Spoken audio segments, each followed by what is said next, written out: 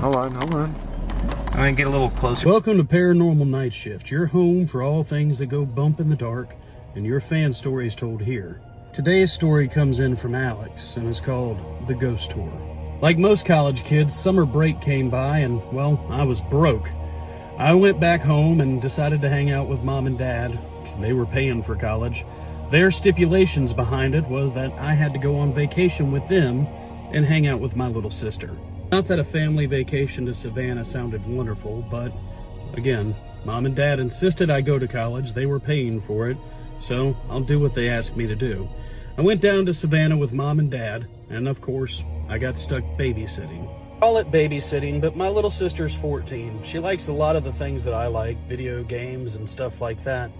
One night, Mom and Dad decided that they were going to go out on a date, and we got stuck hanging out. Savannah is rich with paranormal history, and my sister wanted to go on a ghost tour. I'll openly admit, I'm a little bit of a wuss, so we went on one during the day. Mom and Dad were going to be gone late, so it was just the two of us that day. We went on one during the day, and all these ghost tours are the same, right? A walk around these haunted cemeteries telling the same ghost stories that we've always heard.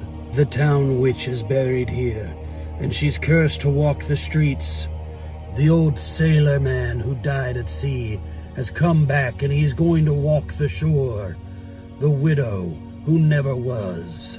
The tour guide could tell that I was being somewhat disrespectful, picking on my sister, and he said I wouldn't do that. What? Pick on her? No, be disrespectful.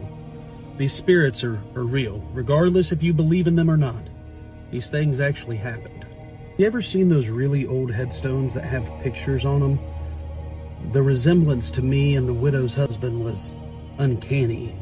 I mean, side by side, you would think that I had dressed up for one of those old-timey photos that you see in tourist towns. I looked identical to him. And the tour guide said, "Don't be disrespectful. Not here. These spirits linger. The more disrespectful you are, the more they want to prove that they exist." My sister thought it was really cool. She took a pencil and a piece of paper and etched over the tomb. She said, "Look, it's you." It was really weird. But we finished our tour. I'm glad we did it during the day. And we went back to the house. It was time to just relax. I sat on the couch just to veg out and watch some TV. But the front door, started to slowly open.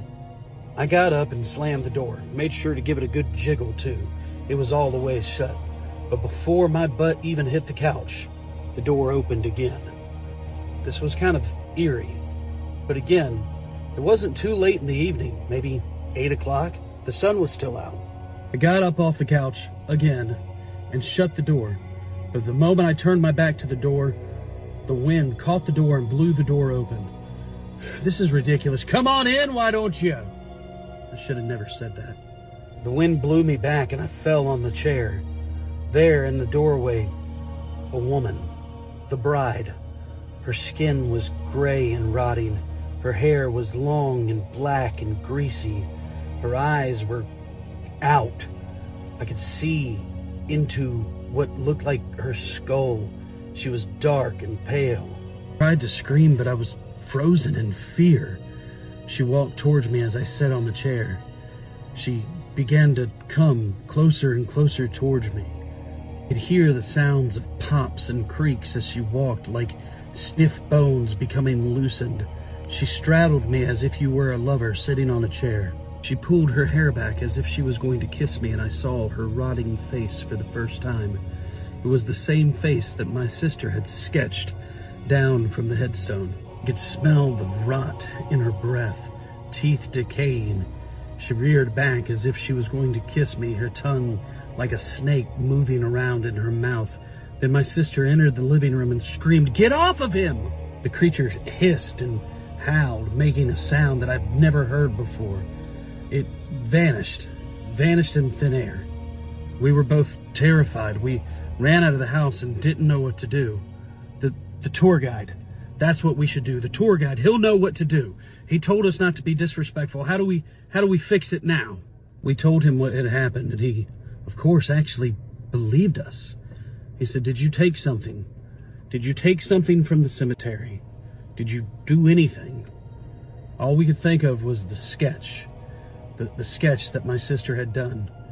We showed it to the tour guide, and of course he said, this is it. This will bring her to you. You look like him. You talked like him. Now you've taken him with you. You have to destroy it. We threw it into a fire and burned it. Never saw anything again. Never had any sort of paranormal activity. But before we left, my sister and I insisted that we went back to the grave one more time. We left flowers and apologized for my behavior. People can believe what they want, but I believe when it comes to the spirit world, you should always be respectful.